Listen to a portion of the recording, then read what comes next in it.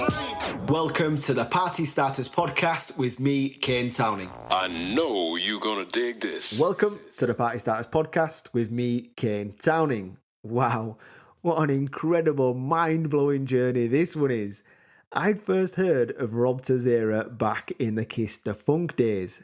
KissDaFunk was a huge house night in Leeds, responsible for bringing some of the world's biggest artists to Leeds. I'm talking David Guetta before David Guetta was David Guetta, the Swedish House Mafia lot, some of the world's biggest DJs to Leeds. But he has done so much more than that. I find out where it all started, and it goes back to the acid house illegal rave days. He was going to the acid house parties down south, worked his way up north, and was responsible for putting on the first illegal rave in Leeds. He got arrested for that, he spent time in jail for that, and over 800 other people got arrested on that night. Honestly, it is a mind-blowing journey. One of my favourite interviews to date. He's a great character. You can tell by his enthusiasm, how he tells the stories, just how much he absolutely loves it. It is long, it is well worth listening to. Put your feet up, go for a walk, do whatever you need to do. Listen to this one. It gives me great pleasure to welcome to the Party Starters podcast, Rob Tissera. I know you're gonna dig this. Rob Tissera, how the devil are you?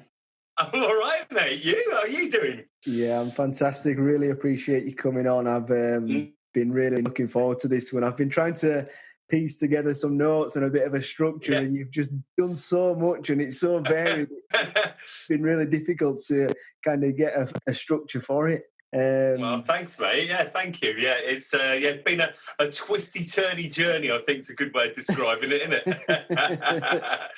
I think we'll kick it off at you looking through a window across this great city of Leeds and thinking, right, I need to sort my shit out here and, you know, really make some of this music thing. That window, I'm not talking about you sat in a house window. That window was actually a prison cell. It was indeed, yeah. It was, yeah. You were sat in Armley prison, looking out the window across Leeds, and, well, yeah, how did you end up in prison? Well, back in the sort of very late 80s, like 87, 88, been working in the RAF in the services, and I'd been doing that for about 5 years or so, and I'd come to kind of like my end of my time of being in there, and then the girl that I was going out with at the time, she her dad owned 2 BMW dealerships in Maidenhead and Slough, and they offered me a contract to go and work in the body shop in one of these dealerships, and these dealerships were right in the heart of the M25 rave circuit. So I'd come out of like this period of I was a semi-professional footballer. I played football for Bracknell Town in the Vauxhall Local League, which is like one below the conference and all that kind of stuff. So I'd been like at the absolute height of like my physical condition, if you like. And then I came out of there, and then I got to know a couple of people in Maidenhead, and they were like, you know, would go to these parties. I was like, well, what kind of parties? And it was the Summer of Love. It was like 1988. And they were like, you know, acid house parties. So I went with my best mate from school, a guy called Danny James, who now lives in Valencia, and I went to him to all these parties, and they were on the M25 circuit, and like they went from having a few hundred people in them to at the end having like 25,000 people at these parties. They were amazing. I mean, I'm not joking.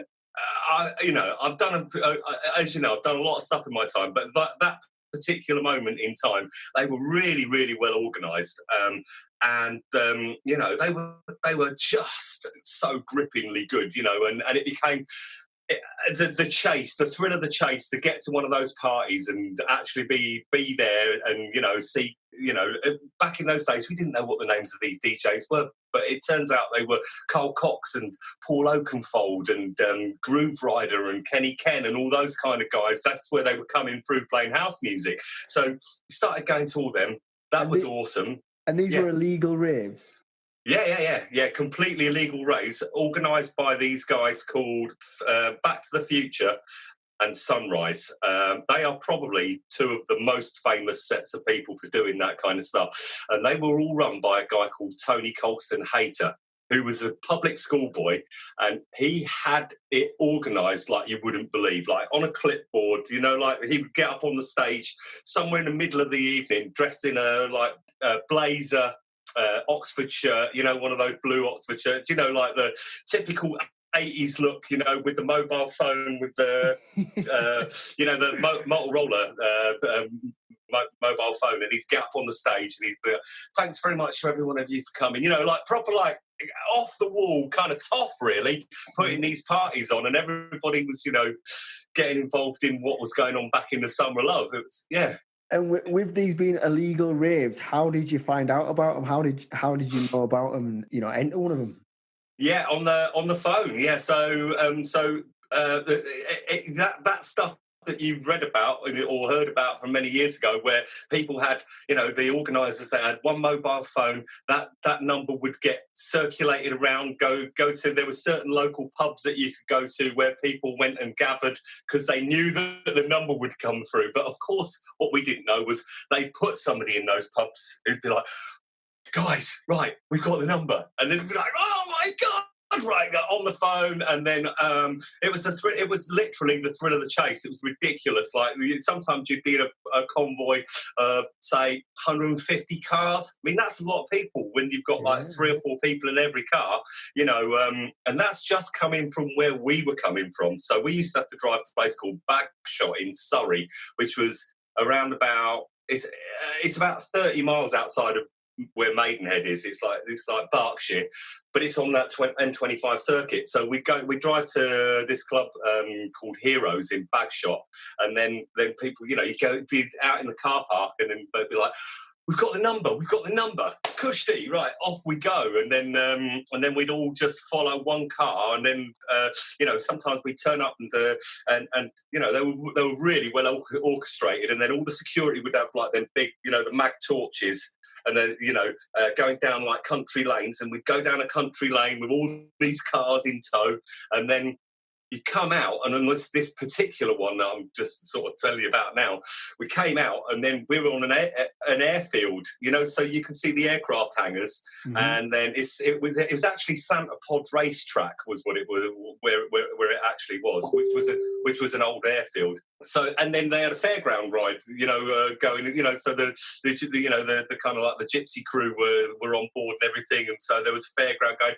I'd never seen anything like it, Kane. I'd never seen anything like it in my entire life. And it was mind-blowing. From the moment I saw that and the moment I heard the music, I was pretty gripped, to be honest. I'd come from like a soul background. I was really into like funk and soul back in the days.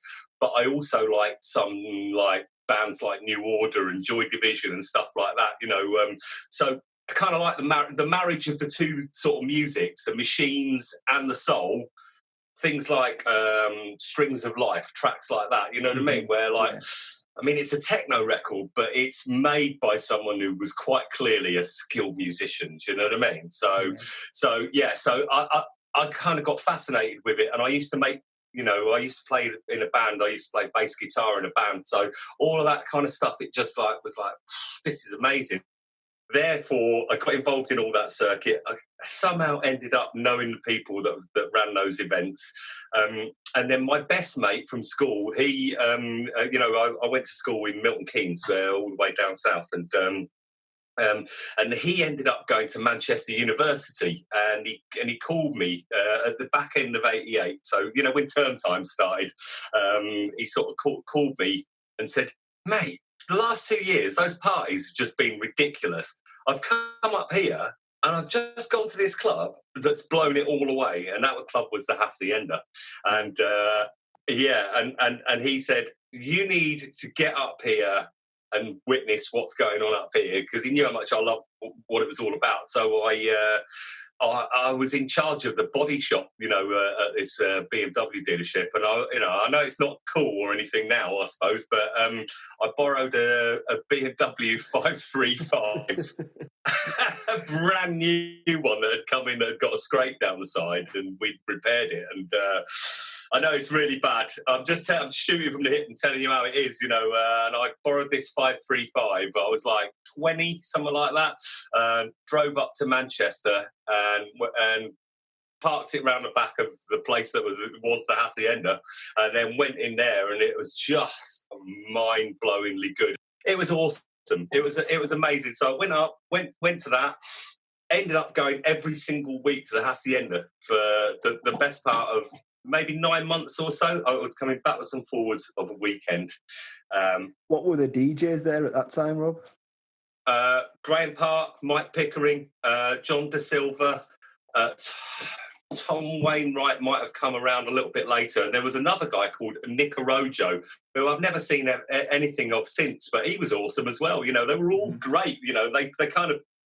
They really played off each other. And it was the first time that I'd heard people playing music so I started buying records by this point, because I've been going to all these things. Got interested in being a DJ, not actually, I've just been collecting tracks, but I didn't have any decks or anything.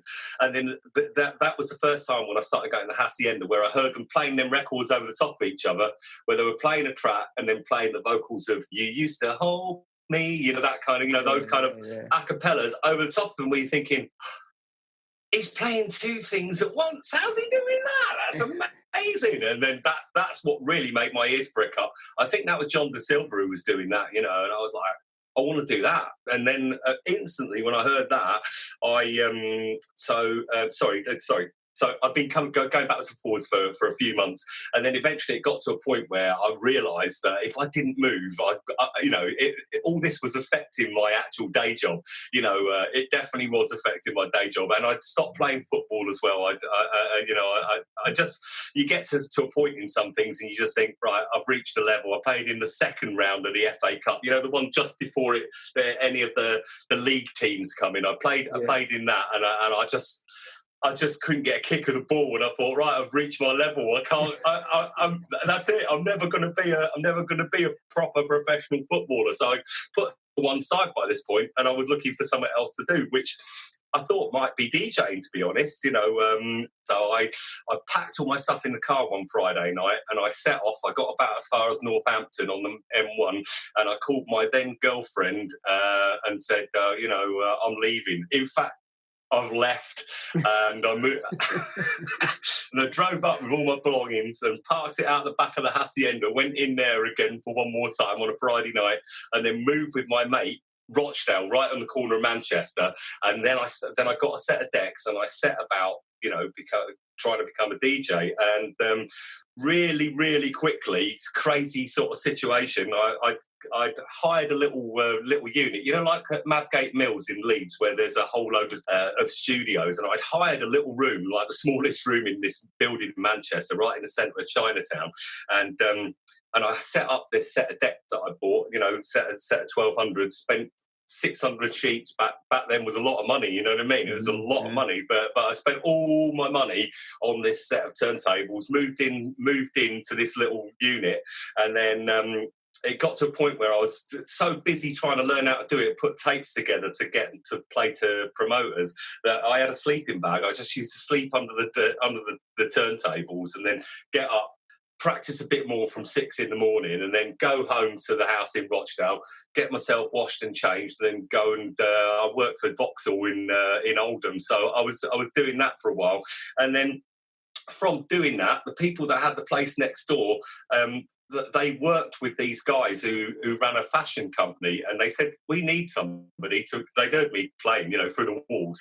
They were like, we need somebody to put some music together for a fashion show. Could you think you could do that? I was like, of course I could. They wanted me to just come and play, I was like, yeah, no problem. Well, what is it and where is it? Turns out it was at the Hacienda.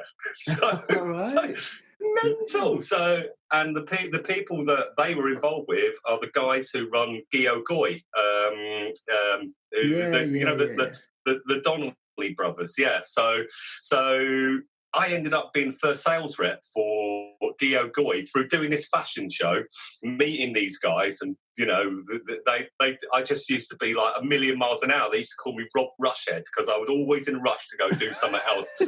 And they were like, right, yeah, right, you're in. They made me sales rep for them, and then it gave me a few opportunities to be involved and do a few things around Manchester.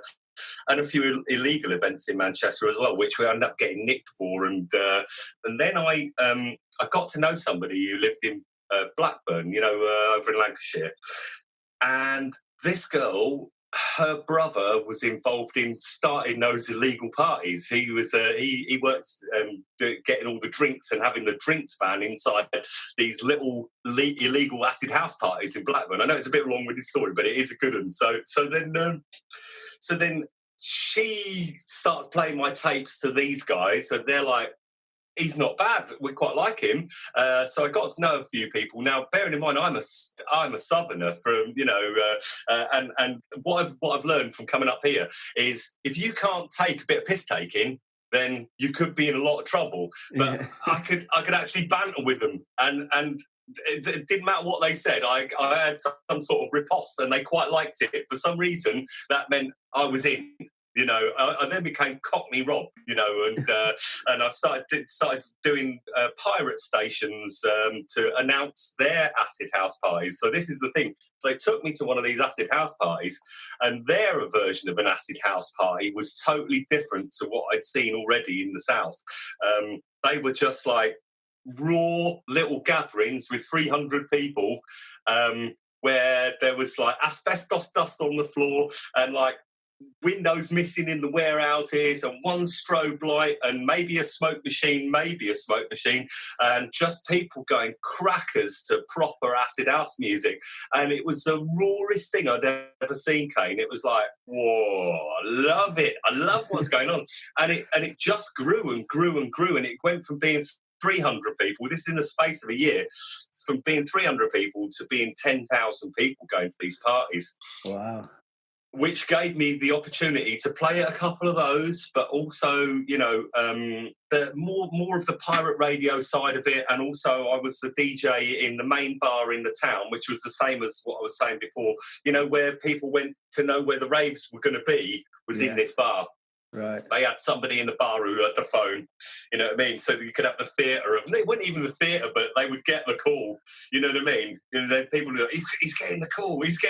And then it'd be like, right, it's on. And then everybody get in the cars and off they go, you know what I mean? It was an amazing period. I've seen some things that, absolutely factually correct. I've seen the M66 motorway where it got to be so big where you had 3 lanes of cars going down the M66 motorway, but then another 3 lanes of cars going the wrong way down the motorway, and all 6 lanes were going in one direction to go one junction up to the next junction to turn off to where the warehouse was. Absolute God's honest truth. I've never seen anything like it in my life. Wow. With people out the sunroofs and just like people. The police couldn't stop it. The police, there wasn't enough police to be able to stop these events at that time. But this is where we come to what you said right at the very beginning. God, you were going to say something. Sorry. So did the police just kind of police the convoy, just kind of made sure it got there safely, but without stopping it? Yeah, that's what they had to do, because there wasn't enough of them to actually stop the party. If you've got 10,000 kids who, at the time, they were listening to a new music, and whether we like it or not, perhaps with new drugs as well. And people didn't know how to police that. They just didn't know what it meant, So they didn't know whether ecstasy was like crack or whatever. They didn't know. They couldn't predict what would happen if they got in the way of it. So they policed it rather than actually try to do anything to break the party up at that point. But then when Margaret Thatcher was in power, she'd been in power for a while, but she had all these resources hanging around for all the miners' strikes. There was miners' strikes back in those days, and she had thousands of police that had the full shields, riot gear, the whole lot.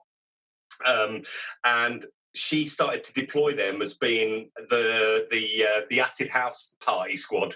So then it got to a point where they started turning up, and when there was more of their presence, it definitely made it a lot more edgy, uncomfortable, not very nice. You could get a beating. They'd be there with the riot shields. There'd be like, several of them. When I say several, I don't mean like 10. I mean maybe 40, 50 of them to begin with. But then it just got more and more, because they realised that was the deterrent, was the threat that you might get a whack, because it was rioting, and then what happened was they broke all those parties up. Very early 91, they broke the parties up.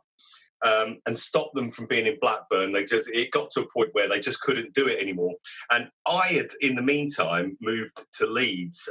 Met a girl who I moved in with in Leeds, and so I used to just travel backwards and forwards to Manchester and Blackburn. But so they said to me, could we do this in Leeds? Surely it's an option. In fact, we're definitely going to do it. We've got a site in mind. Would you be up for being involved, and would you be up for playing? I was like, damn right, I'd be up for playing. Of course I would. It's best thing ever to be invited to play at something in a new location that was now in my hometown. Do you know what I mean? I was like, right, okay, amazing. So they chose to do right. So when you're coming into Leeds and you come off onto the 621. And you're coming towards Gilderson, where the like the Toys R Us, Babies R Us, that junction where you come off the motorway, the M62. You come off there, and it was in Gilderson. It was right opposite, like there was a bath shop there for ages, and it was the old Sony warehouse, and it was a huge warehouse, and it kind of had a cage that ran all down one side, where they must have put like the most valuable TVs and cameras and everything in one caged area down on one side. And there was about 1,000 people in the venue, and I'm not joking, at least another 5,000 people trying to get in as well. And these guys that we work with, they kind of like, they built all the speakers and they built the amplifiers actually on site. It's mental. You couldn't make this stuff up. It's all documented. It's there. It's like, it's a reality. I've watched them building like component amplifiers in front of me that they got from Tandy, which then became Maplins, all together with a circuit diagram, and then right, here we go, right, we've got it, it's working, speakers on, right, hit the button, let's play the music. And then the decks were in a ski holdall, like a really long ski holdall that you keep the skis in. So they'd unzip the decks and then just peel it back like that, and then the decks would be there.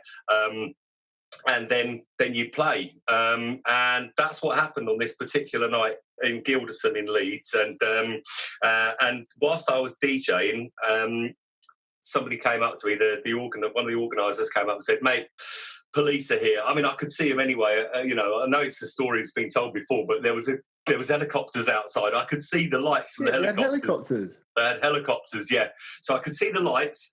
And I was like, whoa, this is ridiculous, like what's going on? And then stupidly I got on I got the headphones and plugged them into the mic socket and just said, listen guys, we're gonna have to fight these bastards if we want it to carry on. Like an idiot. I don't know what possessed me to do it. It's just what I was feeling in my soul at that moment, was like, we want this to carry on, it's like, yeah. And then so you got on the headphones and we're like, right, yeah, like that, right, here we go. So you basically told the thousands of ravers that we need to riot, basically. Yeah, well, yeah, exactly that. And unfortunately, that's exactly what happened. Was the place erupted, and there were, it's the same with series in anything on the fringes. So you've got all this love in the middle, but on the fringes there are some pretty dark side characters on the go. And unfortunately, some of them people were like, they were probably some of the Leeds firm, the guys that go to the football and what have you, and they were right up for it, unfortunately, and they got stuck in, and unfortunately, then they were, they were chucking things out of the warehouse through the windows at the police and hitting them with bits of pallet and stuff. It was pretty unsavoury, and I must admit, right, it certainly is my least proud moment, but it's probably the thing that's ended up solidifying my career pretty much forever. Is that I did this one act of madness, and then as a result of that, they scooped everybody up. They arrested all the people at the party. They ended up arrested about 830 people, and they put them all in police vans. So we thought they're gonna get tired of this in a little while. They're gonna get bored, and they're probably going to end up, stopping using the police vans, and then they'll probably let everybody else go. So we all thought, right, we'll go to the back of the queue for getting in these vans. But what the police were thinking was, we need the people that are the last people in that van, because they're going to be the most guilty. And guess what? Yeah, we all were. The people that were in that last van were some of the more main players, unfortunately. So we ended up, all getting put in the police cells for the evening. And then when I say I'm talking, they took us to 30 different police stations all around West Yorkshire. It was a massive operation, ridiculous. And then about 2 weeks later, I was... I finished playing. I went home, and I was actually in bed with a girl that I didn't know, and the door got busted off by the police. The door got busted off by the police, and about 8 of them came in, bulletproof vests on and dogs and the lot, and scooped me up and took me away and said, right, okay. They took me to Halifax police station and sat me down, and then like it just like something it was like something out of a movie, where then the 2 coppers come in, just kind of like stroll in, sit down, and in those days, like I could light a cigarette, just and then sit there and say, we've got a video nasty to show you, and then showed me a bit of this video. And from the moment I saw the first bit, I couldn't do anything. Do you know what I mean? It's just me there going, listen, guys. Yeah, guilty. I was like, yeah, guilty as charged. They're like, listen, guys, let's get, let's fight them. I was like, oh, that's it, I'm done. So they had you on film saying that. They had people in there who I recognised them straight away. When we went to the police station the first time, some of these people that had been up the front of the decks, they had a video camera, and that was a pretty new thing back then, to be honest, mate. Pretty much handheld video cameras. They were pretty rare. They were like, you had to have money to have one, but there were people that had money that went to these parties. So when I saw them, there was probably a bit where you're a bit like, because there's a camera that comes in front of your face. And those were the guys. They were the undercover guys. You know what I mean? They had bandanas on and all that type of stuff. And as soon as I got to the police station, I saw these guys. I was thinking, they're undercover.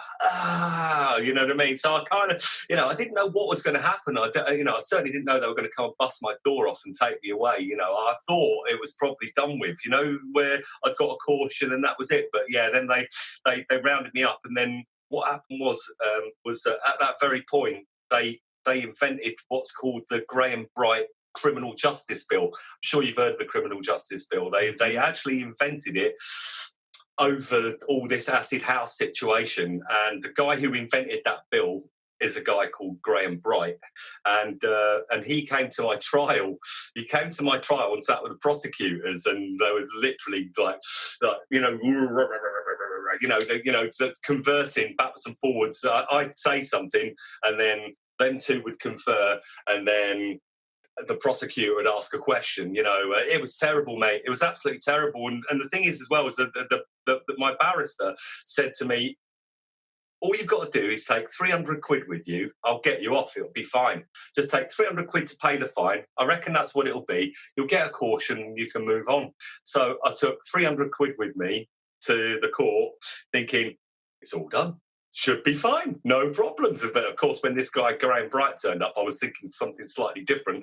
And then, the judge stood up and he said, I have no other alternative but to give you a custodial sentence. take him down.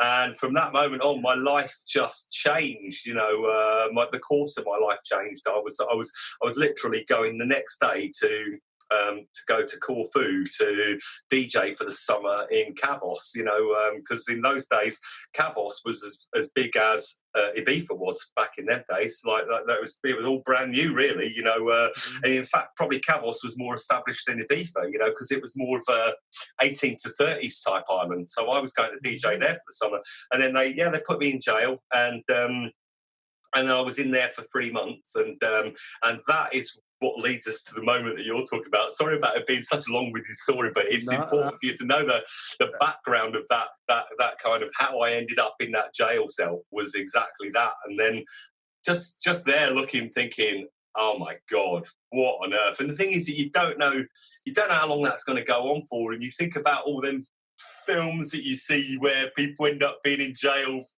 forever, and you know what I mean. Yeah. You have all them thoughts in your mind. It was absolutely terrible situation. Obviously, my parents. I didn't tell my parents about any of it. They found out. They found out through the ex-girlfriend who I'd fired off and moved up to the north to get away from. She contacted my parents and dobbed me into them, which was terrible. So then I was getting letters off my mum saying she wanted to visit. Mate, it was heartbreaking, really, really difficult situation. But yeah, it was at that moment that I thought, right, I've got two ways here. I can either fire it off or I can actually get stuck right in and use it. Don't know about use it to my advantage, because I didn't know what the advantage would be at the time. I just thought when I got out, I'd been told that I would be looked after by the organisers. Yeah. Had you already made a name for yourself as Rob Tissera on this rave acid house scene? Was you kind of a big figure on that scene? No, there was people that were big that were bigger than me. There was definitely people that were bigger than me. There was people like DJ Shaq, who doesn't do so much anymore, but he was a phenomenal DJ. But you also have people like Sasha in the early days used to play there. There was another set of people called Jam MCs. I met John Kelly at the raves from Cream, so that's where we both came through that same route. So we were forging away, and I was definitely known for doing some stuff. And like if I was going to be playing, people would know, they would like what I did, But I wasn't. It wasn't like there wasn't kind of like a branding sort of thing then, really. You know what I mean? It's just like people liked you, that you would be part of it, but it wouldn't be like it's going to be Shaq, Rob, Green Bins, all these people. You wouldn't be thinking, I'm going to go because they're on. You'd just be going because all your mates were going to be there, and we were part of that circuit. And it was literally, as soon as I came out of there, that the kind of name thing came about. That sort of, the likes of Sasha and Steve Williams and the guys from Chaos, they all started to make a name for themselves, and also Huggy and all the guys from Back to Basics. It was only just about that sort of time that started to come about, and then really shortly after all of this, I started doing some parties in Chapeltown in a club called the Phoenix Club. And we used to do these Thursday night parties, right? That used to get about 30 people in them, but those 30 people that came, of those 30 people, 10 of them were Dave Beer, Huggy, Alistair Cook, and Mickey, who also used to run Back to Basics, but they weren't running Back to Basics then. They were just people that went out who liked a good time. So it was like, there was a good bunch of amazing faces in there, do you know what I mean, who were really into it. So we used to do these Thursday night parties, and they all used to come to them. And then we were offered to do a Sunday night, and so we hired like strobe lights and bloody, moonflowers and all that kind of business. So, and we had them all going in our mate's house on the Sunday afternoon, and we were like, oh, this is amazing, smoke machine on the lot. And then we were like, Christ, hold on a minute, we need to get to the club. So we ended up getting to the club at about 9 o'clock or something, which is late, innit, to set a party up. We were setting all the stuff up, and then the guy who run the Phoenix Club came in and he says, I'm not being funny, guys, but you've got about 1,000 people waiting outside. You need to you need to get that open and get on with it. So we opened the doors, and the place was, I've never seen anything like it. I'd never seen it, not that we put on, it was mental. And then from doing that, one of these, somebody who came up and approached me, he said, I've seen you play on a Thursday night here a couple of times before, and I'm loving what you're doing. Would you be up for coming and playing at my club? And I said, yeah, of course I would. What is it? And it turns out that it was Arc. It was Right. it was Rob Tyrrell from Arc, the guy who owns Arc. The company Arc and the Knights Arc, and he's like, yeah, I want you to come and play for me. And, I mean, it was amazing. It was like that really was probably the breakthrough moment right there, because then what he said to me was, he said, right, but I mean, you can't just be called DJ Rob. Like, what's your surname? And I said, well, it's Tissera. And I thought, that's a bit hard for anyone to actually, be able to spell or say or anything else, because it had always been an issue in years gone by. It had always been like, people would always get it wrong. And he was like, mate, that's ridiculously good. Right, we'll use that. Right, well, let's put that on the flyer. And he put that on the flyer. And from that moment on, that was my sort of springboard into Leeds to really for it to kick off, because those art parties, we were getting like 2,400 people sometimes at the university in the refectory every month. And we did the Polytechnic as well for years before that as well, which is where I started DJing with Mark Leaf, so that's what kind of led us to that point. And going back to the Arc, because Arc was huge in Leeds. Enormous. What were some of the DJs at Arc back then? Carl Cox and Slip Matt and everybody from Smoking Joe, Express 2, Frank DeWolf. So it was a real mishmash. It was the thing that was the beauty of Arc was that it didn't hold a genre. It wasn't like, it was a rave, and that meant that it could go from playing, pretty sort of just straightforward, fluffy kind of like house music, right the way through techno, and then on from there into what then became breakbeat and rave, like with what Carl Cox did, and then out of the back of that came all the sort of piano tunes and all that type of stuff. And my job was to always do the last set after all of those guys had played. So it was quite a thing, to be, when they're like, okay, right, so we've got Oakenfold and Carl Cox on tonight, you're finishing after them. You'd be like, right, okay, so it made you pull your socks right up. You had to do a killer job, and you had to know your crowd, you had to know your records, and you had to perform out of your skin every single time. And that has been the springboard to so many things for me. And I think probably that's why I can play so many different styles. Because I was just going to say, that what you've just described is evident in your sets. You're such a versatile DJ, being able to mash all them different genres up. And as well, Rob, what I've always admired about your set and your DJ style is the power. You just do not let up. You don't let any... There's not even like a minute of a set that you just stood around. It is just action-packed power. Thanks, mate. I appreciate that. Yeah, I appreciate that. Thank you. I kind of like to do that, And did that come from like having to follow the likes of Carl Cox and Oakenfold and having to keep that energy? 100%, 100%. It's one of them things like you need to have the hour of power. That's the thing. Yeah, it's like that for me. It was like, right, it's got to start like a steam train, but also beautifully. You've got to hook them from record one, from bar one, from vocal one. So I'd kind of start with an a cappella and then play something massive into it, and just like go from there, and then just try to make it so that I think the most powerful weapon in music is contrast. So sometimes being able to have something quite floaty and then just go boom into something that's got like proper power and a bit of darkness to it, and then out of that, Bring the Light is the thing that gives you the roller coaster, you know, and it don't matter what style it is you play, if you adhere to those rules, but also have a beginning, middle, and an end as well. So that, you know, and especially at Arc, I kind of learned that the best way to do any sort of ending set, which is why I think I do so many for Tidy and Sunday Central and all those people over the years as well, is that what I kind of learned was you need to wrap it up about 20 minutes short of the mark. You know what I mean? So it's actually 40 minutes of power, and then stop it, and then say your thank yous, and then people are like, what?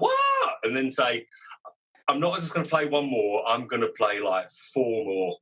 Or 5 more, do you know what I mean? And then they're like, yeah. And if that works, sometimes then the bouncers might let you carry on for 10, 20 minutes longer, which means you actually get 6 more. Do you know what I mean? And just keep whacking them with goodies.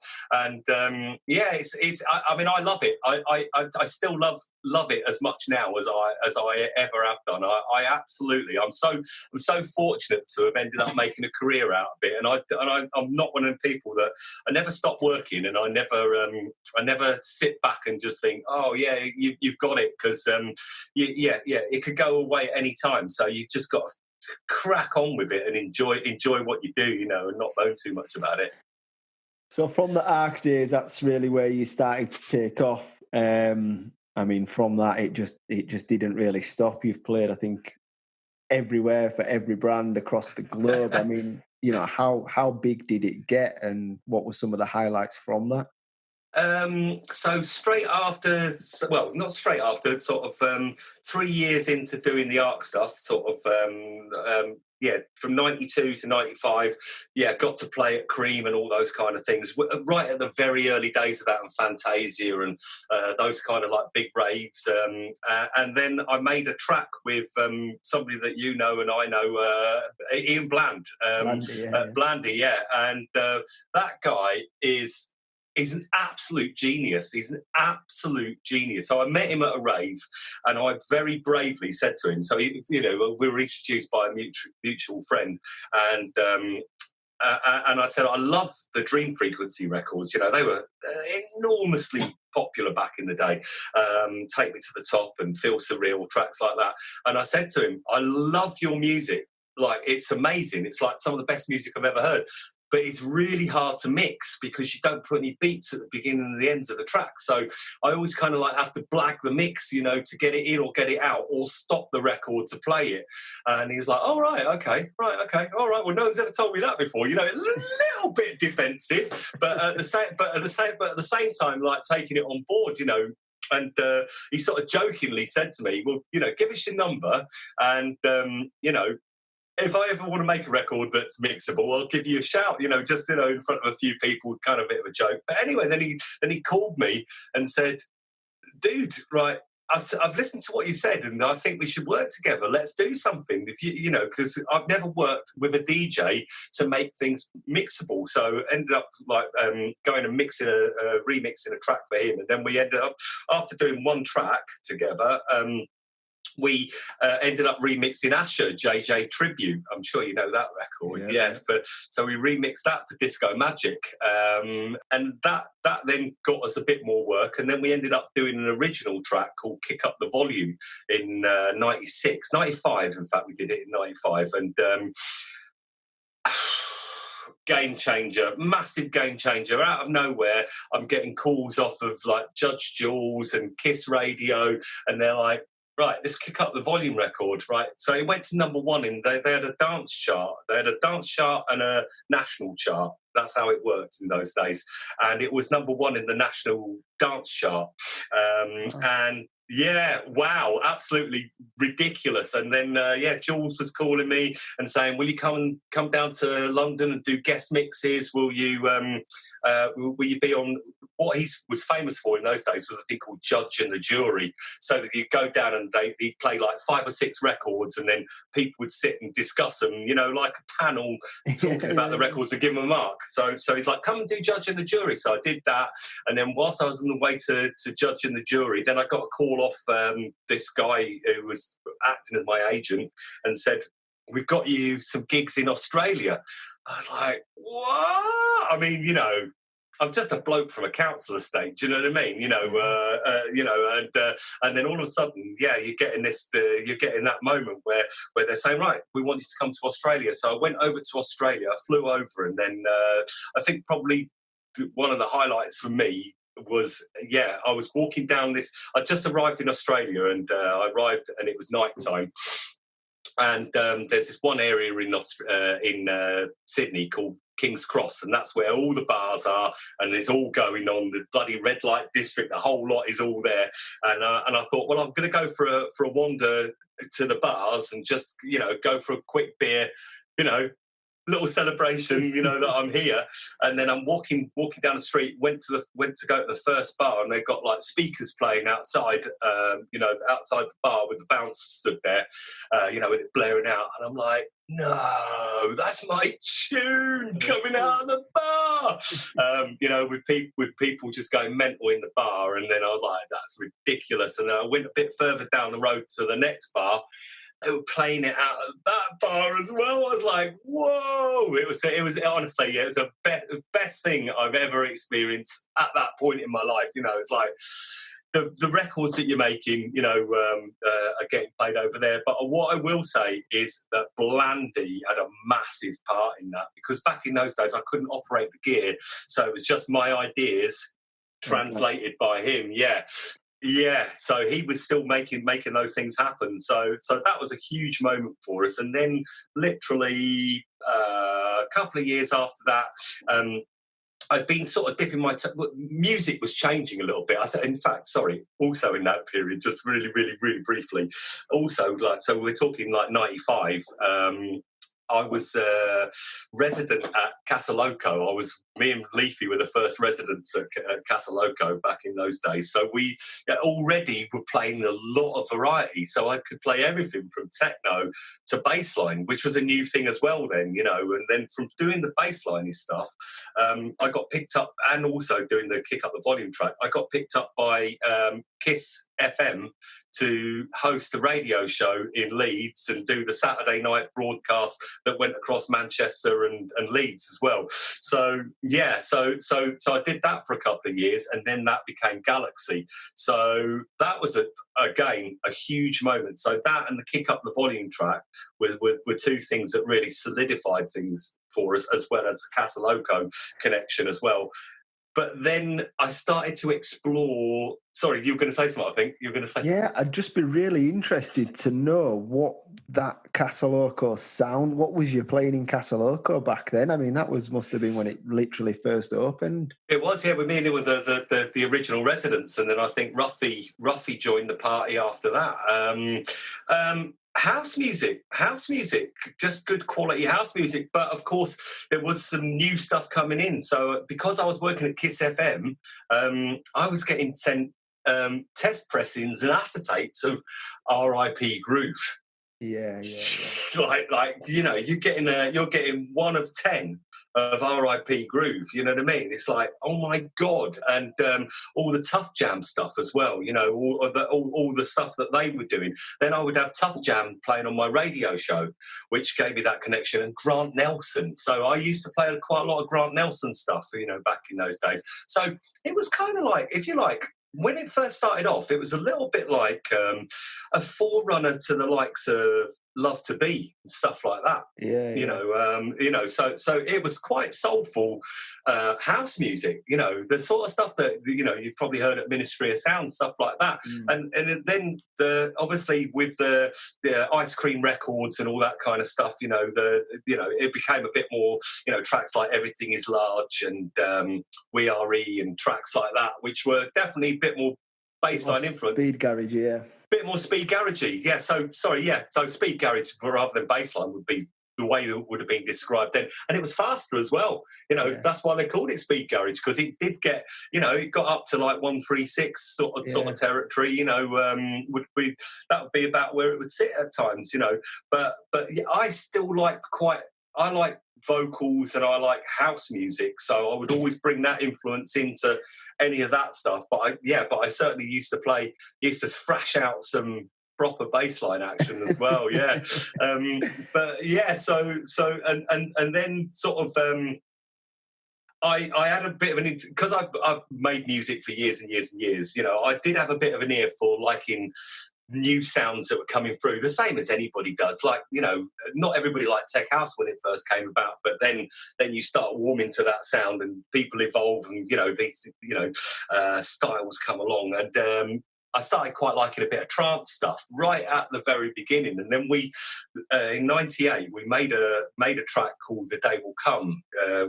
Quake was me and Ian Bland, and we made this track, "The Day Will Come." And then I got a call.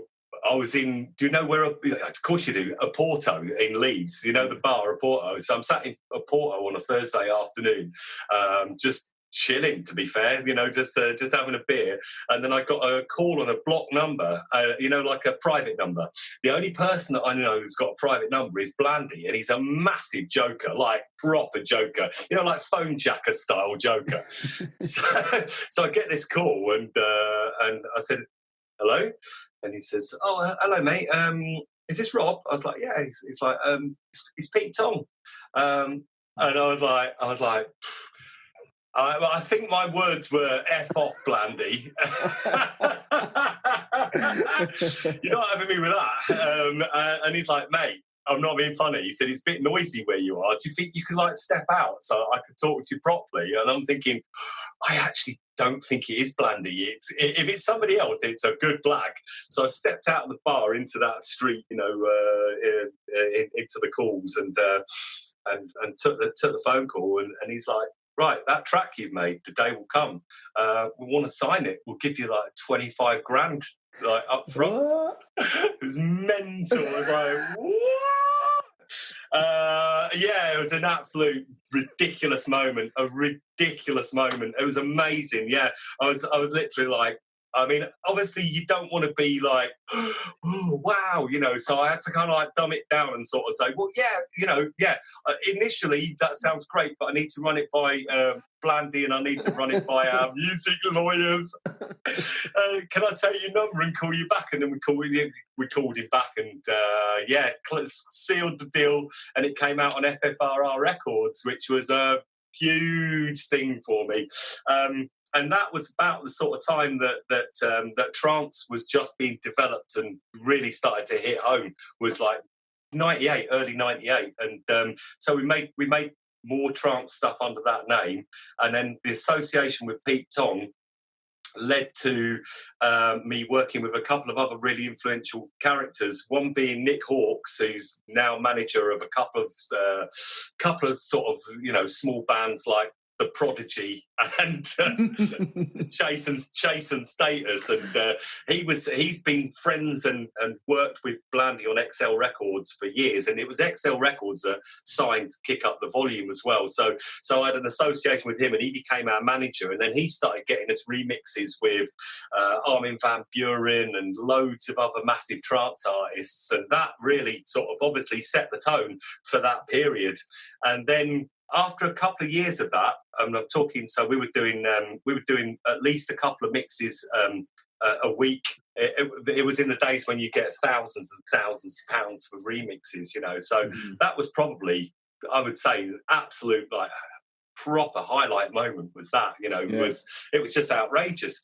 But then things evolve, things change, and Mixmag stopped supporting trance and started saying trance is dead, which kind of like killed that vibe a little bit. And then it sort of, the music split in a couple of different directions, one being progressive house and one being more towards hard house. And the thing is that I could play, again, because of the association and all the things I've done over the years, I could play either. So I was playing as resident for a night called Union at Space with, I was like support act to Sasha and Digweed and Anthony Papa and all those guys from Renaissance. I used to play for those guys on the Friday, and then on the Sunday, I used to play for Sunday Central for Madders and Company.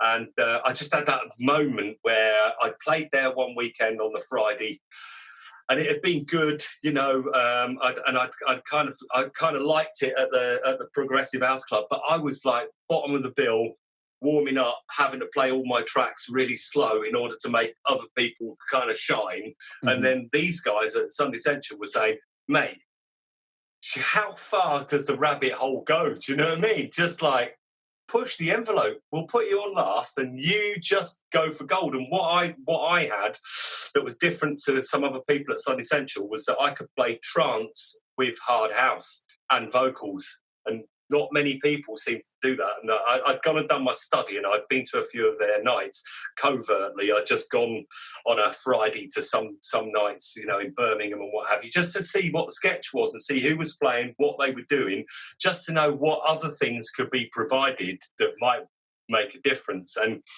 vocals was the thing that I thought was missing. And I started playing tracks that were hard, but had that heart-touching moment in them where you're like, oh my God. And then occasionally throwing a proper curveball in and just playing Sweet Dreams, you know, just out of nowhere. There was a harder mix of it by Tattoo. And I used to play that. I used to have to pitch it up quite a bit. But when that thing dropped in, it was just a proper uniter moment, you know, where everyone's just like, oh my God, you know, and that kind of set me slightly apart, if you like, from some people. But you know, then a lot of other people started doing that as well. But it definitely was a big moment for me. And then, of course, that stuff just took off like a house on fire. You know, it was amazing. I had some great times. All the Tidy Track stuff, all the frantic events. Doing Brixton Academy with 6,000 people in, you know, all that kind of stuff, playing at Creamfields. There was another party, wasn't there? Was it called Homelands? Homelands was the other massive party of those times. Gatecrasher Summer Sound System. All of that stuff was pretty huge for us as well, you know. And then at the back of that, they started to run a little back room at Sunday Central called Funky Central, where the Trophy Twins were kind of born from. You know, you know the Trophy Twins, and then, like, because I'd always kept my toe in the water of the house thing, you know, I still played at some house events, and I'm not going to lie, you know, I love house music. You know, I absolutely adore it. I'm not saying I don't love other stuff, but I really love house music. So I started thinking, I'd really like to play in that room as well, you know. And at the beginning, that room, it weren't that popular at the beginning, but when the Trophy Twins were doing it, all the people that were in the, you know, Monsters Inc. backpacks and furry boots and fluffy boots and all the rest of it, they started to sort of gravitate towards that room, and that room started getting really, really busy. And they gave me the chance to play, and then I just did what I do, you know, on the house front. And then that kind of, you know, got me involved in them playing in there every month, you know. So I'd play in the house room, then play last set in the main room. And then it got so busy in that room that we were like, you know, it's in Rosie's Bar, you know, in Evolution. And it got so popular that, I mean, I became involved in kind of like helping them to run it and book some of the acts to play in that back room. And then they gave us the opportunity to actually run it, me and Tolly, Glyn Tolly, who I then went on to run a couple of other things with. They said, right, well, you run Funky Central. So we actually took it out of there, went to see Val at the Mint Club, and said, right, we want to put this Friday night on once a month. Would you be up for it? She's like, yeah, of course, no problems. And then that was another one of them moments where we had that moment where, you know, you stood outside the Grand Theatre, you park the car up, you know, then walk round past the Grand Theatre, and you think, what's it going to be like? Walk around the corner, boom, queue in both directions, you know, one going round that side and then one going round the other. Outrageous, unbelievable. And then every single month that we did it, you just could not get another person in the building. And I used to be in there, and everyone was having the time of their life, and all I could think about was, we need a bigger building. We need a bigger club. Do you know what I mean? This was in the old Mint Club, the Little Mint Club. Yeah, in the old Mint Club, yeah. So that was 2002, I think. Yeah, 2002. And that was amazing. Funky Central was awesome. And then, unfortunately, we kind of like fell out with the guys who run Sunday Central. They did a couple of little like unscrupulous things, unfortunately. I mean, I won't go too far into it, but they did a couple of unscrupulous things that then made us think, we're not doing that no more. We need to do something different. So so me and Glyn sort of took it upon ourselves to start KissDaFunk, and that happened at exactly the same time that Mission had just been built, you know.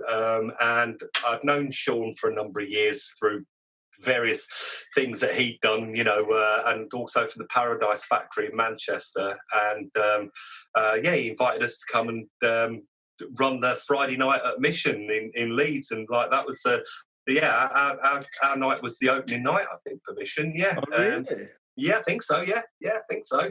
I'm pretty sure it was. Yeah, it was 2004. 2004. Yeah, KissDaFunk launches at Mission. Yeah, this was really a full-on house night. I mean, yeah. In the first year, it went on to win the best house night in the country. It did, yeah. Yeah, it did, yeah.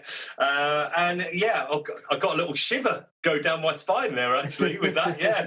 Because that was amazing for me, you know, to sort of come out of doing all the stuff that I had done, and then this was a new thing for me. Don't get me wrong, I touched on promotion before, you know, with some of the early stuff, but I wasn't really the promoter. This was our baby, and yeah, we gave birth to the whole thing, and sort of at the time, because of what I'd done with Sunday Central, I've become quite good friends with the guys at Mixmag, who were incredibly supportive of us, and yeah, those guys kind of. Well, Gavin Herlihy, who worked at Mixmag for years, I don't know whether he's still there now, but he's certainly worked there for years. He's the person who I was over in Miami, and I just, you know, the Winter Music Conference. So, you know, we were proper like going for gold here. You know, if I get involved in anything, I don't muck around. I want it to do well, and I'll study to the nth degree to make something go good. So we went over to the music conference in the March of 2004, I think. Yeah. Is this to get more of an understanding of the house? Yeah, and also to get some ideas on who to book for the future as well. Yeah. And whilst we were there, Gavin introduced me to Steve Angelo, and you know, a couple of hours spending and shooting the breeze with Steve Angelo. They were like, Gavin was saying, this guy, he's the next big thing, you know. This is what he was saying to me, and I was like, all right, amazing, you know, let me take your business card. Let's, you know, we just got on very well. We talked about all sorts of stuff, you know, and I invited him to come over and play in Leeds, and then he came over to play, and then he was like, look, I've got a mate who's also a DJ, and like, I reckon you'll really love him. Why don't you book him? And I was like, well, who is it? He's like, well, it's Seb Ingrosso. So we were bringing out, yeah. So I was like, yeah, of course, yeah, no problems. So that got us involved with those guys, and then we started booking them, not every month, but every other month. But all, yeah, go on, sorry. Did you have Axwell? Yeah, we had Axwell as well, but Axwell came a little bit later. He probably came about a year into proceedings, to be honest. Yeah. I mean, the funny thing is that when we booked Axwell, for some reason, it wasn't as busy as it had been with some of the other previous nights. But as you know, that could be down to like 1,000 different factors. But so we didn't have him as much as we had the other two. But we eventually end up booking all three of them together, you know, later down the line. But yeah, they were coming over and DJing with us on a pretty regular basis. And the thing is as well is I got to know them pretty well. And the funny thing is that whenever I used to go and pick them up in the car, you know, because you can't entrust a job like that with anyone else. It's got to be you that goes to the airport, picks them up, drops them off, looks after them in between. It can't be done by anyone else. So I got to know them pretty good. And then like they always used to hear me play because I used to play at the end of that night as well. So they'd heard me play a few times, and then they used to say, right, well, you're playing with us tonight, you know, and I'd play back to back with them two. It was ridiculous. It was like, what? They were like, yeah, mix that in. Go on, mix that in, you know. So it was awesome. It was like seriously amazing, you know, because those guys are awesome DJs. I mean, I've seen them do some stuff that, you know. Yeah, I mean, a lot of people, you know, remember them names because they went on to be Swedish House Mafia, but in their own right, before they even started that, you know, they were shit hot. They were amazing, mate. They really were. Yeah. And how much, if you don't mind saying, how much are we talking booking fees back then? I mean, this is 2004, So this is pre them getting with their agency that I think they might even still be with now, which caused me no end of headaches, as I'm sure you probably run up against yourself over the years. But yeah, before. So you were booking these guys direct? This was just... Right at the very beginning we were. £600 a piece. Yeah, £600 a piece. Obviously airfare on top and hotels and whatever. But, that's how it was for the first 3 or 4 bookings, and then they got with a much bigger agency, and then it became pretty much of a minefield and a bit of a nightmare. In fact, probably the biggest nightmare I've ever had in the music industry was dealing with some of the nonsense that went on. I mean, it's very sad to see. I'm not just apportioning it to them, but to quite a few of the people that we were involved with, and some of the big acts that we booked. There was a real change in attitude and just how they looked at you. They couldn't even see you, some people. It was like, wow, what's because it became that massive. It was the time when, all of a sudden it went from fees being $2,500, say, for example, because if eventually it started to get more towards that, but then it suddenly crept up into, we want 40G for them, we want 60,000, and it's like, that's a really massive undertaking where you can only get the same amount of people in, because sometimes we'd have, at Mission, we'd have Laid Back Luke and Eric Murillo on the same night, and it'd be one in, one out, right the way up until, I mean, we were taking people, we didn't want to, there was people stood at the door with the money in their hand saying, right, I know there's only half an hour to go, but there's 15 quid. Can I just come in to say I've been in there? That kind of thing. It was pretty ridiculous. But you couldn't charge any more money, as time went on. You couldn't suddenly say, right, we're going to charge you 25 quid instead of 15 quid a ticket, and it became quite a difficult thing. I mean, funnily enough, out of all that experience, the very same time that we booked Steve. We also booked David Guetta, and so he just made Just a Little More Love, and everybody loved that record, didn't they? It was an amazing track, and we booked him. And the first thing that we put him on at was, one of those bug jams, like a Beatle Fest, where it's all Volkswagen. It's a thing called Run to the Sun in Newquay. And I knew the guys that ran this thing, Run to the Sun, and they asked us to book the DJs for it. And we booked this guy, David Guetta, and he turned up on a plane and it landed in Newquay. There's an airport in Newquay, so I went and picked him up from the airport, went and had a burger with him and his manager, and then took him to this place where it was like a Butlins holiday camp type of a situation, and we had the swimming pool for the venue, and the swimming pool had been covered over so that you could get 5,000 people in this building, and then you were up on the balcony of the pool. Looking down into the area where everyone would be dancing, and David came along to play for us, and we took him there, and he was just a really nice guy, like a really unassuming, lovely bloke who just wanted to know about stuff, just a really nice bloke. Anyway, so he said, I want 3 CDJs, if that's all right. He wanted 3 CDJs, and he wanted to have one of those, I think they're called the DMX 1000. It's like an effects unit, like a little effects unit thing, like an additional effects unit. So we hired all this stuff for him. I am not joking. He went on and he blew the building apart, playing Prodigy and Smells Like Teen Spirit, and then dark acid tracks, Joey Beltram, Energy Flash, then his own stuff.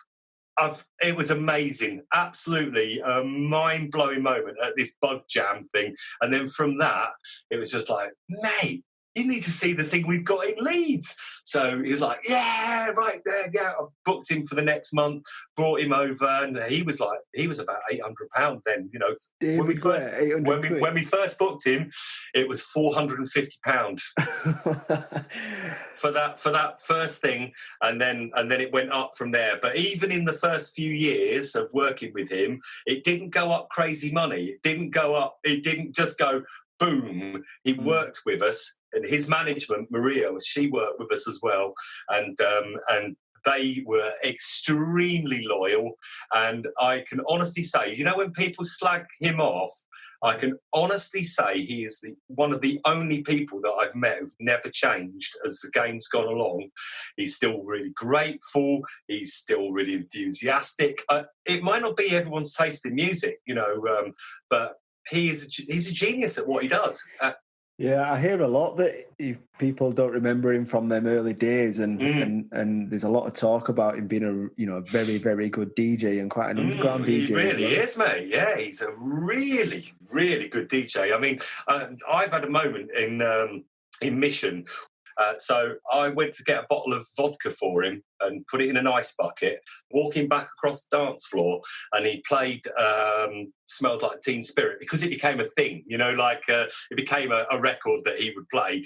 And I had one foot in the air, and I went to take the other foot, you know, I was like trying to walk along, and then everyone from behind me, you know, in the student days of KissDaFunk, you know, when it was the place where all students went, and they just literally lifted me up in the air, and I've got a bucket under my arm, and I had both feet off the ground. I'm not even joking, mate. I'm for at least like 10 or more feet where I didn't have my feet in the air, where I was literally just carried along. It was just like, it was insane. It was insane. It was like that's when you know you got a good thing going on. Do you know what I mean? Yeah. Amazing times. Yeah, amazing.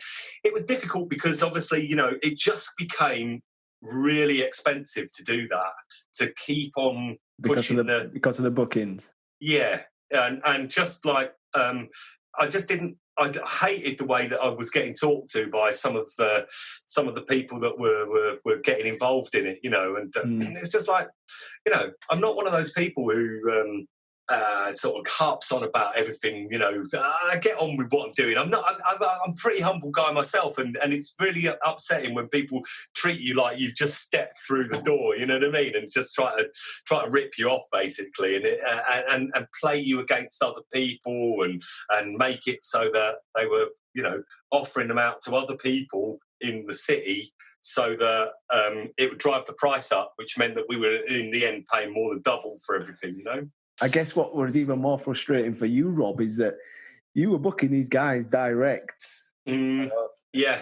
And then the agents got involved, and then you're like shit, which is even more. Oh, it was horrible. It was. I've never ever been talked to like that by anybody. You know, literally treating me like a piece of dirt. You know, and it's just like, the thing that annoys me a bit is that I've been an artist for years, and I've just never worked that way with people. And if I see somebody who I think is a good person, I'm going to say to the person who's my agent, I'm going to say, work with them.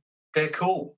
They're cool. They're the good guys, you know. And I just couldn't believe what was going on, mate. It was just like, I hated it. I really didn't like that element, and that kind of in the end sort of drove me back to thinking, what gives you the most pleasure? And the most pleasure I get is DJing and making music.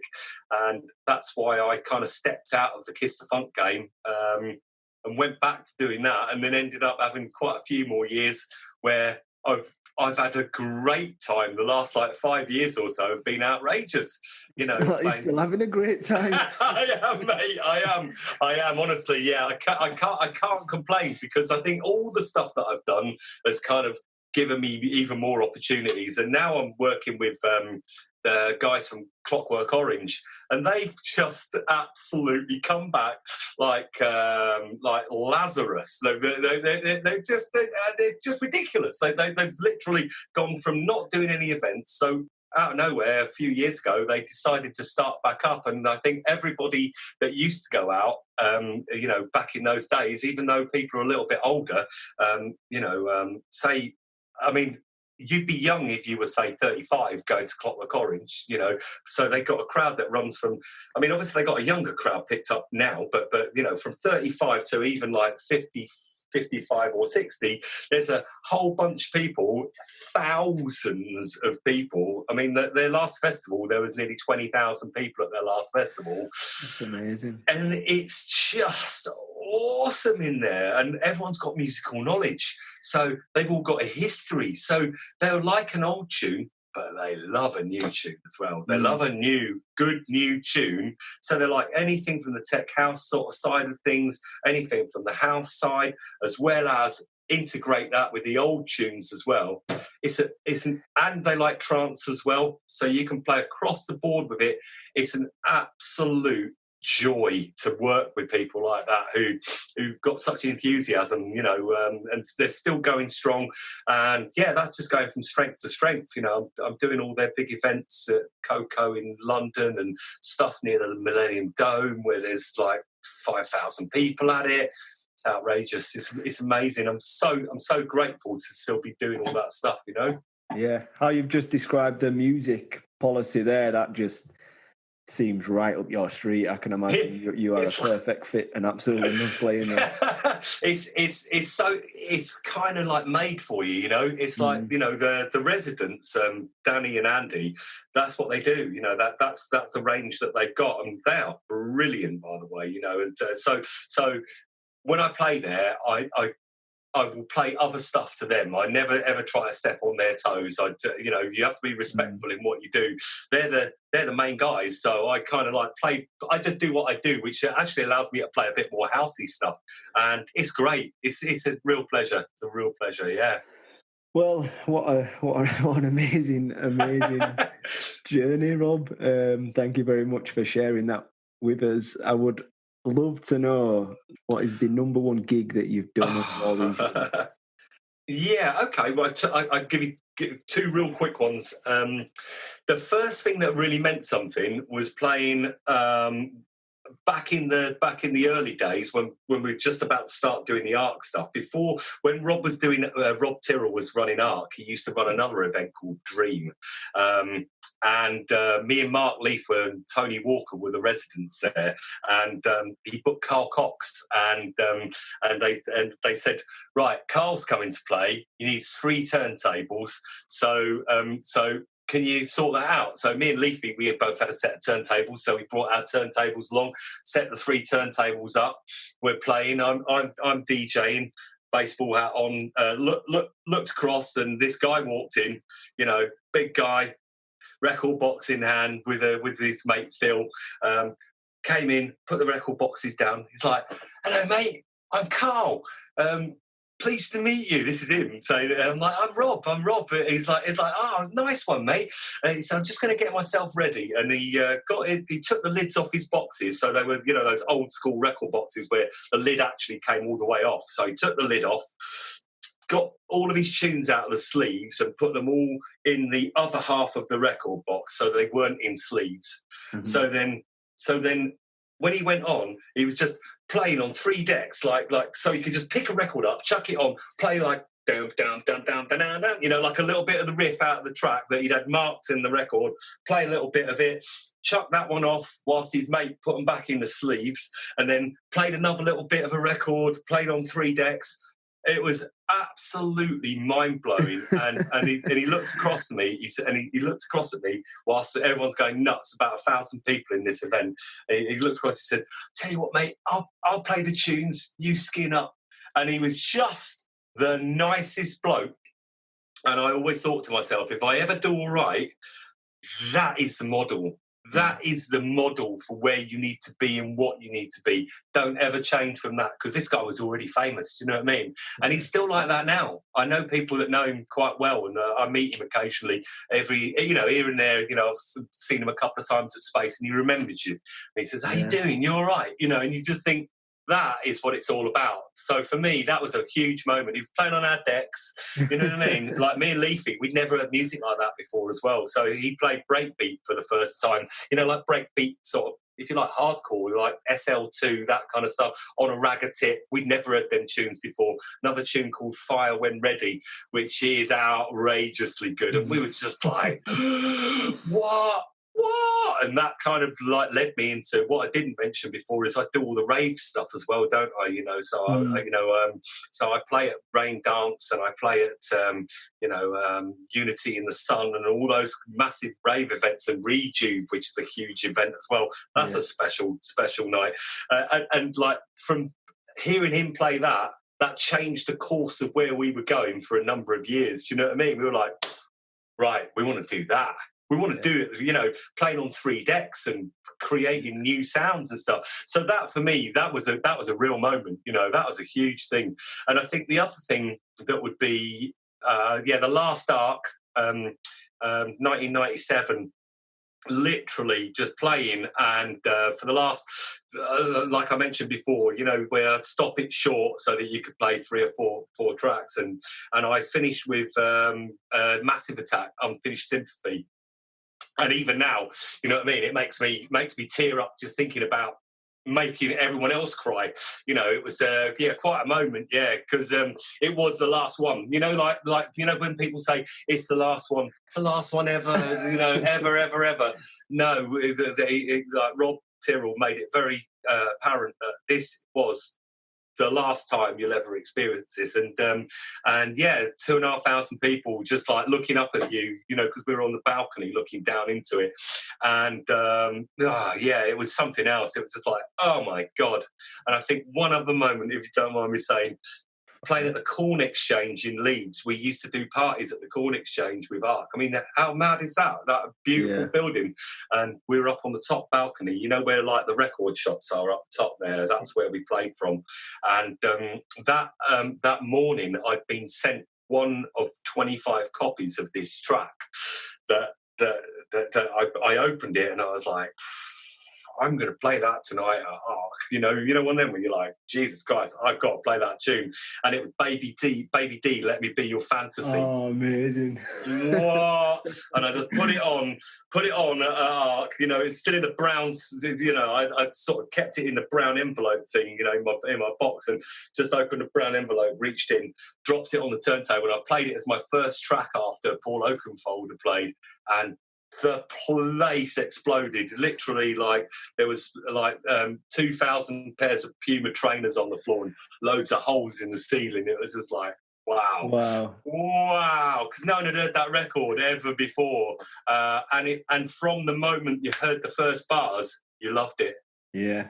So that for me, that pretty much sums up some of the memories that I have from them times. Yeah. Brilliant. Oh man, imagine hearing Baby D Let Me Be Your Fantasy for the first time in a club in Corn Exchange. Ridiculous moment. Honestly, you bury me with that moment. It was ridiculous, especially because it was a new music. This is the thing that I think made all that stuff so special back then as well. Even before that was, I think the reason that it all took off the way it did with the rave stuff is because it was a new music for people now. No one had that music before, do you know what I mean? And also it borrowed, because the sampling thing was such a big thing, it borrowed off so many other styles to make a new thing. It was just like, it was moments of magic. It really was, really amazing. Fantastic, Rob. Well, that was amazing. Looking forward to listening to it back myself and taking it all in. Thank you. I really appreciate it. Thanks for listening to us go on about it for such a long time. But yeah, you can't say it in a couple of moments. You've got to hear the full thing, I think. Yeah. Yeah. To be honest, when I started the podcast, I was going to do them quite short and sweet, just asking for people's advice, but.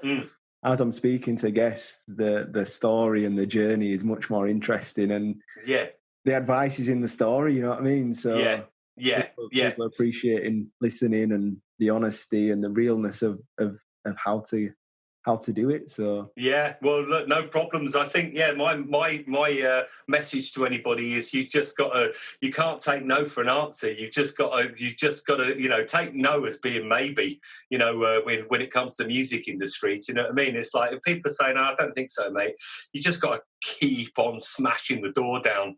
Come back stronger, bigger than ever, being genius.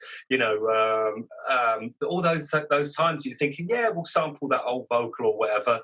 Get in the studio and make a new vocal. Push yourself to the limit is the only way that like you've done with all the stuff that you've done.